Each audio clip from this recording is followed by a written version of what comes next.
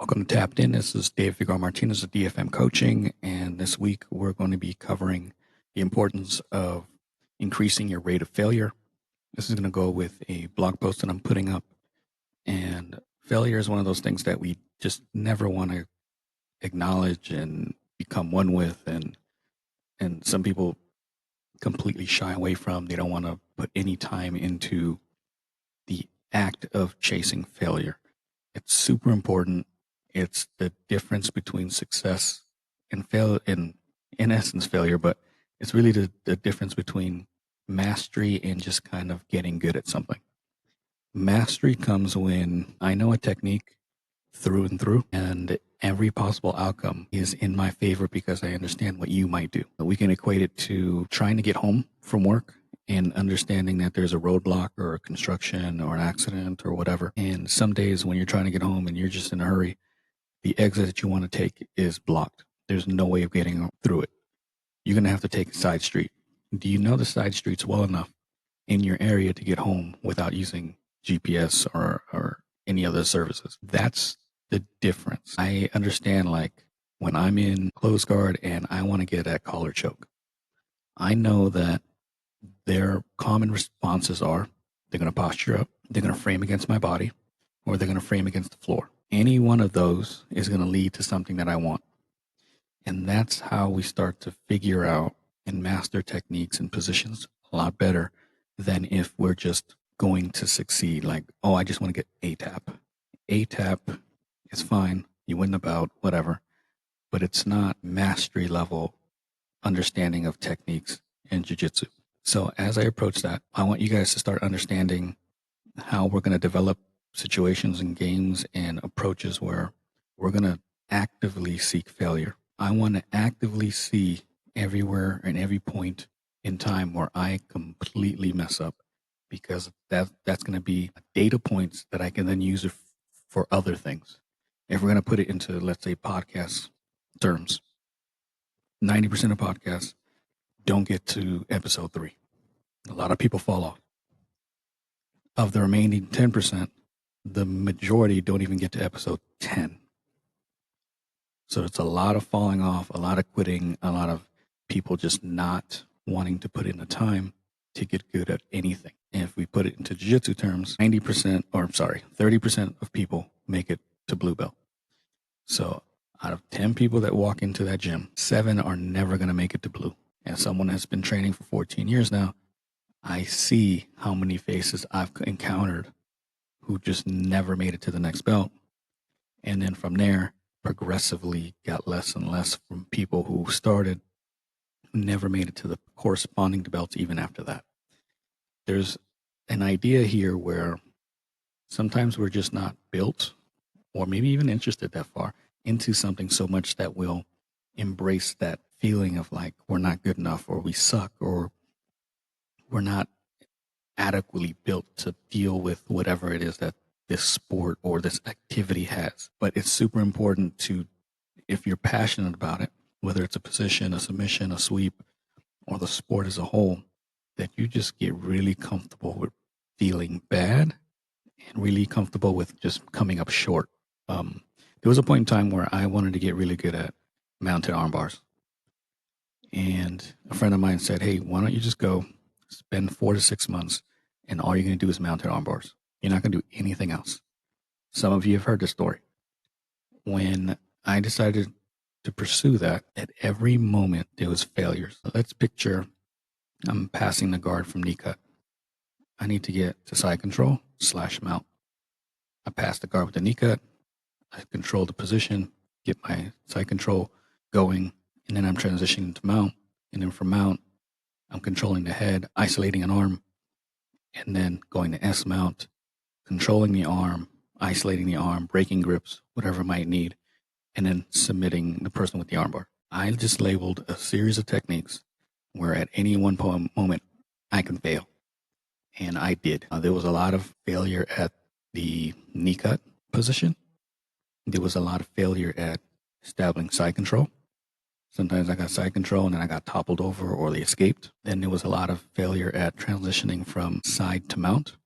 Sometimes I stepped over too wide. They got to butterfly or half guard or whatever.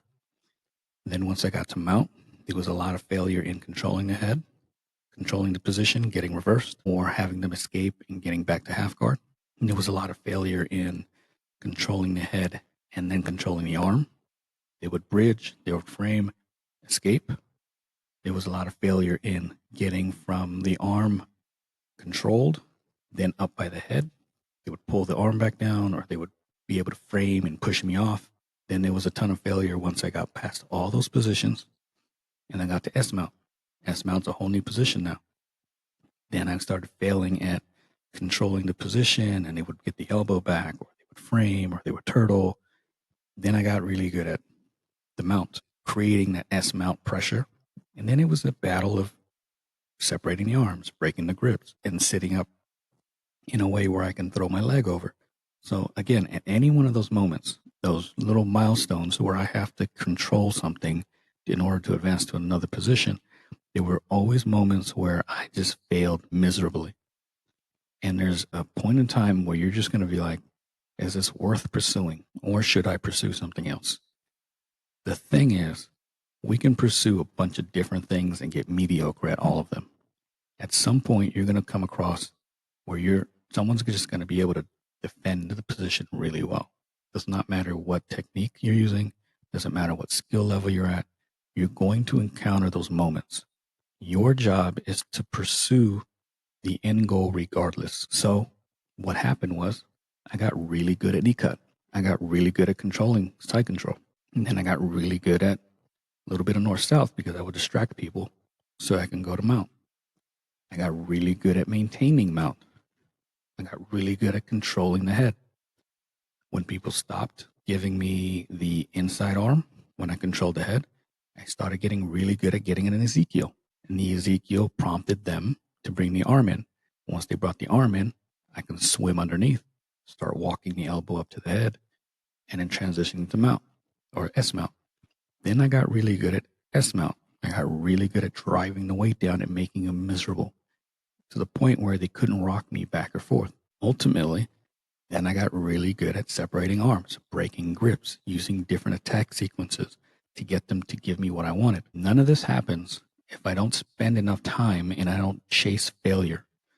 If I quit at any one of those moments, I would have never developed the other skills that were necessary to get there. So like that story with 3M, where they were trying to create an adhesive that was really strong. The adhesive that they created was kind of weak and almost reusable. They put it to the side, didn't think anything of it. Ultimately, they used that formula for the Post-it note. That's what we're building. Yes, we have an overall goal. In my case, it was mounted armbars, but the side pieces or the side quests that I had to go on in order to get to that position created all these little skill sets that I didn't anticipate building. All those skill sets I use at different positions, weight distribution, pressure, passing the guard a certain way, grips, timing, putting my weight down in a way that sucked the energy out of them. All these things were built on the primary goal of getting to mount and submitting someone with the armbar. It created a host of skill sets, in this case, a bunch of Post-it notes or various other things that I wanted to do that allowed me to open up and push to the end goal. Do not stop chasing bigger goals. Don't stop chasing the submission or the sweep simply because you've run into roadblocks. If you're running into these roadblocks, that's a good thing. This is data points that you get to collect and use for other aspects. So anytime you get to these positions, ask your instructor, ask the high level coaches, ask the person you're rolling with. Ask them what they're doing. Ask them how they're doing it. Reverse engineer what they're doing so that you can understand it better. All these things are data points that are priceless, and you cannot get them from simply almost like just going to class or just taking a class from an instructor. These are like built in because you're actually drilling and active rolling with people. They are beyond immeasurable. So when you're there, doesn't matter what the position is, doesn't matter what your goals are. Don't give up on these positions because they're going to be tenfold valuable. There's other positions that I studied over the years that I've done the same thing, and they've just been these big milestones for me where I was like, I'm getting the picture now, not just kind of like when they tell you it's not the end result, it's the adventure or the journey. That's what we're getting into.